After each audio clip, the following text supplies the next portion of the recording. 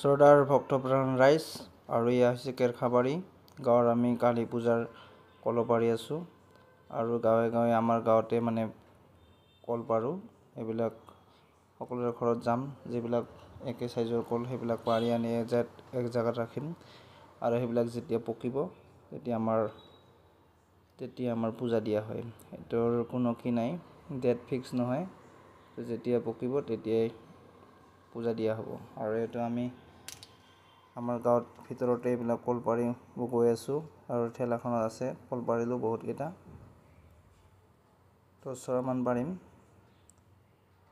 তাৰপিছত যিসকলে মানে পূজা দিব আহিব খুজি আছে আৰু আহিব পাৰে, আৰু ডেটটো মই জনাই দিম দুদিনমান আগত। এতিয়াও ফিক্স হোৱা নাই, কাৰণ আমাৰ এইটো ভাটিয়ানী পূজা বুলি কয়, মানে বেলেগ গাঁৱৰ পৰা সিফালৰ পৰা আহে, দেওহাটী, চৌতাকী, শিঙিমাৰী সিফালৰ পৰা আহি আমাৰ ইফালে আহি যায়। মানে লাষ্টত আমাৰ নয়াগাঁও, কেৰখাবাৰী, এইবিলাক পটাছবাৰী এইবিলাকত প্ৰত্যেকখন গাঁৱতে কৰা হয়।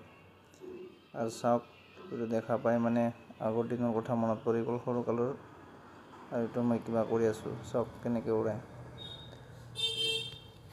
আজিকালি ল'ৰা আৰু ছোৱালীবিলাকে এইবিলাক ইয়াৰ পৰা নেখেলি আৰু আজিকালি ৰেডিমেডে পায়, কিনি আনে। সেইবিলাকৰ পৰা এনেকুৱা বেলুন ফুলাই, বেলুন টাইপৰ এইবিলাক আমি সকলোৱে ট্ৰাই কৰি আছোঁ। তাকে অলপমান ভিডিঅ'ত দেখাই দিলোঁ আপোনালোক। এইবিলাক গছ দেখিলে মনত পৰে মানে। চাওক, গোটেইখিনি চাই আছে, মই ফুলাই আছোঁ, এইফালে কলবিলাক লৈ গৈ আছে ঠেলা দি।